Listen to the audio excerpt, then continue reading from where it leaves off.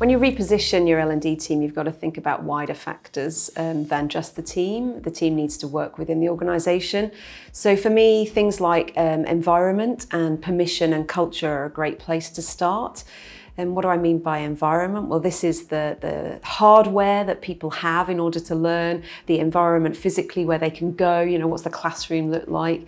But it's wider than that as well. It's the environment of understanding that learning can take place. So if, for example, you're giving people the option to watch TED Talks, can they do that on their phone? Can they do that on their computer? And if they're on their computer at work and, someone senior walks behind them, then is that person praising them and asking them what did they learn? Or are you suddenly, feeling guilty and they're being told off for watching TV at work? You really have to think about not just sort of shifting the team or shifting the way that you do learning, but how does that fit within the wider culture of the organisation? And that's where the permission piece comes in. How are you allowing people to engage in learning? How are you engaging them when they're working from home, for example?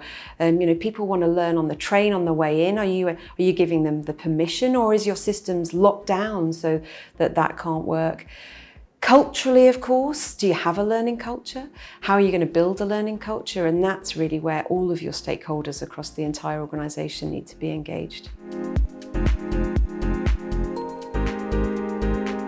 I think some of that feeds into environment, permission and culture, but it stems from a place where you've got the right roles in L&D and you've got the right support. So at the end of the day, businesses don't much care about L&D. There's only us that cares.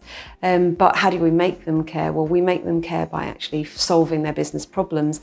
Now, if we are shopkeepers, we sell courses, as Andrew Jacobs talks about shopkeepers to engineers, and Nick Shackleton-Jones talks about courses to resources. If we're still shopkeepering, why should they care about that? We can only create a learning culture when everybody throughout the organisation understands the impact that learning can make to the business. And that shift from selling courses into actually understanding what's required and then providing that's going to take a shift in our team. We're going to need to think about things differently. We're going to need digital designers. We're going to need people who understand how to provide learning in a way that people need. So we might need somebody that is a bit more technically focused, for example. We might also then need to consider how we're going to make ourselves into performance consultants. Can we have a good performance conversation? In which case we're then going to be providing learning that people need rather than guessing. We might need somebody who is really good with data analytics so that we can look at business analytics, business data, and really interpret that appropriately so that we can provide learning in a way that builds that culture rather than sort of sits separately from a business.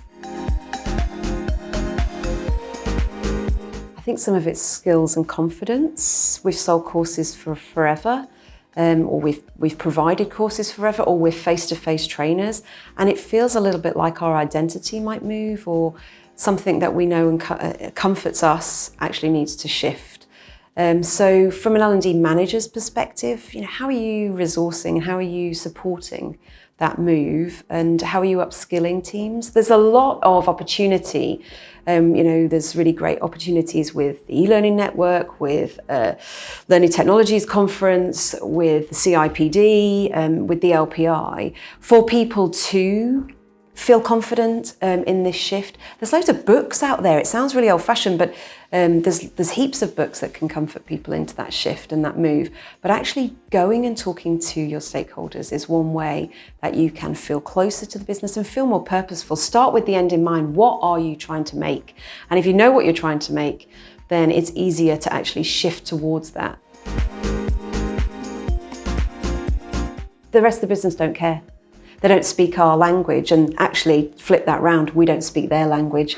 And so because we're not having conversations about what are your pain points, what's your business objective and how can we help with that, where they're selling courses, whether they're online courses or face-to-face courses, there's no interest. Until we get into their business as usual, we're never actually going to have that kind of impact. So you can do that by actually genuinely having an interesting conversation. This is that shift of performance consulting. Talk to us about what your problems are and co-create together how you can solve those, and you'll get a lot more traction.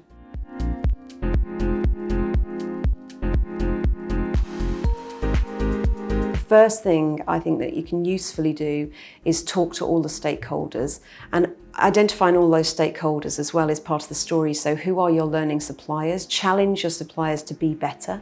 Do they only offer face-to-face in a window of a day or 3 days? What are they going to do for your learners beyond that window?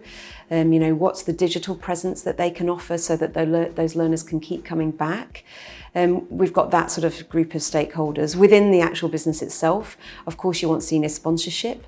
If your senior team aren't learning, if your senior team aren't demonstrating good practice in and role modelling learning behaviour, then why should the rest of the organisation care?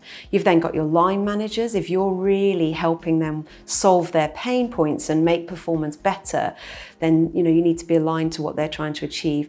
And absolutely don't forget those people that are actually going on your programs, using your resources. What do they need and where do they need it?